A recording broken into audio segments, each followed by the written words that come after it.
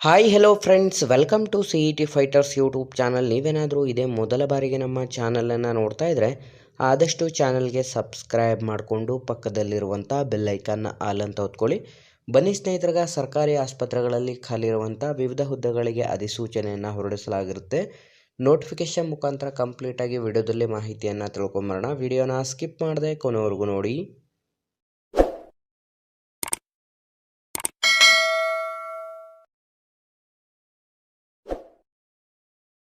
ಇಲ್ಲಿ ಕಾಣಿಸ್ತಾ ಇದೆ ನೋಡಿ ಸ್ನೇಹಿತರೆ, ಇದೊಂದು ಕಂಪ್ಲೀಟ್ ಆಗಿ ಆರೋಗ್ಯ ಇಲಾಖೆಯ ಅಡಿಯಲ್ಲಿ ಖಾಲಿರುವಂಥ ವಿವಿಧ ಹುದ್ದೆಗಳಿಗೆ ಅಧಿಸೂಚನೆಯನ್ನು ಹೊರಡಿಸಲಾಗಿದ್ದು, ಮೆಡಿಕಲ್ ಆಫೀಸರ್ಸ್, ಶುಶ್ರೂಷಕಿ, ಪ್ರಯೋಗಶಾಲಾ ತಂತ್ರಜ್ಞ, ಕಿರಿಯ ಆರೋಗ್ಯ ಸಹಾಯಕ ಮತ್ತು ಇನ್ನಿತರ ಹುದ್ದೆಗಳ ಅಧಿಸೂಚನೆಯಾಗಿದ್ದು, ಈ ಒಂದು ಹುದ್ದೆಗಳಿಗೆ ಆಯ್ಕೆಯಾದಂಥ ಅಭ್ಯರ್ಥಿಗಳಿಗೆ ನಮ್ಮ ಕರ್ನಾಟಕದ ಹಾಸನ ಜಿಲ್ಲೆಯಾದ್ಯಂತ ನೇಮಕಾತಿಯನ್ನು ಕೂಡ ಮಾಡಿಕೊಳ್ಳಲಾಗುತ್ತದೆ.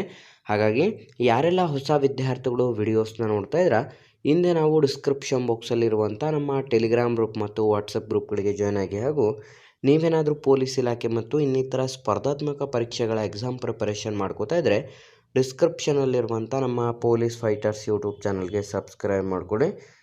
ಇಲ್ಲಿ ಖಾಲಿರುವಂಥ ಒಟ್ಟು ಹುದ್ದೆಗಳ ಸಂಖ್ಯೆಯನ್ನು ನೋಡ್ತಾ ಹೋಗೋದಾದರೆ ಒಟ್ಟು 28 ಹುದ್ದೆಗಳಿಗೆ ಅಧಿಸೂಚನೆಯನ್ನು ಹೊರಡಿಸಲಾಗಿದ್ದು, ಹುದ್ದೆಗಳ ವಿವರವನ್ನು ನೋಡೋದಾದರೆ ಮೆಡಿಕಲ್ ಆಫೀಸರ್ಸ್ 7, ಶುಶ್ರೂಷಕಿ 7, ಪ್ರಯೋಗಶಾಲಾ ತಂತ್ರಜ್ಞರು 7, ಕಿರಿಯ ಆರೋಗ್ಯ ಸಹಾಯಕರು 7, ಒಟ್ಟು ಟೋಟಲ್ 28 ಹುದ್ದೆಗಳಿಗೆ ಅಧಿಸೂಚನೆಯನ್ನು ಹೊರಡಿಸಲಾಗಿರುತ್ತೆ. ಬೇಕಿರುವಂಥ ಶೈಕ್ಷಣಿಕ ಅರ್ಹತೆಗಳನ್ನು ನೋಡಿದ್ರೆ ವಿದ್ಯಾರ್ಥಿಗಳು ಕಂಪ್ಲೀಟಾಗಿ 10ನೇ ತರಗತಿ, 12ನೇ ತರಗತಿ ಅಥವಾ ನೀವು BSc ನರ್ಸಿಂಗ್ ಅಥವಾ ಪೋಸ್ಟ್ BSc ನರ್ಸಿಂಗ್ ಅಥವಾ ನೀವು ಯಾವುದಾದ್ರೂ ಒಂದು MBBS ಪದವಿಯನ್ನು ಹೊಂದಿರುವಂಥ ಅಭ್ಯರ್ಥಿಗಳಿಂದ ಅರ್ಜಿಗಳನ್ನು ಆಹ್ವಾನಿಸಲಾಗಿರುತ್ತದೆ. ವಯೋಮಿತಿಯನ್ನು ನೋಡಿದ್ರೆ ಕನಿಷ್ಠ 18 ವರ್ಷದಿಂದ ಗರಿಷ್ಠ 60 ವರ್ಷದ ಒಳಗಡೆ ಇರುವಂಥ both male and female candidates ಅರ್ಜಿಗಳನ್ನು ಸಲ್ಲಿಸಬಹುದು.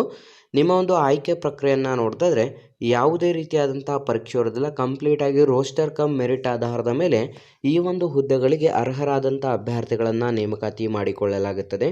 ಹಾಗಾಗಿ ಅರ್ಜಿಯನ್ನು ಸಲ್ಲಿಸಲು ಬಯಸುವಂಥ ಅಭ್ಯರ್ಥಿಗಳು ಕಂಪ್ಲೀಟಾಗಿ ನಾವು ಡಿಸ್ಕ್ರಿಪ್ಷನ್ ಬಾಕ್ಸಲ್ಲಿ ಕೊಟ್ಟಿರುವಂಥ ಲಿಂಕ್ ಮೇಲೆ ಕ್ಲಿಕ್ ಮಾಡಿ ಆನ್ಲೈನ್ನ ಮುಖಾಂತರ ಮಾತ್ರ ಅಧಿಸೂಚನೆಗೆ ಅರ್ಜಿಗಳನ್ನು ಸಲ್ಲಿಸಬೇಕಾಗಿರುತ್ತದೆ.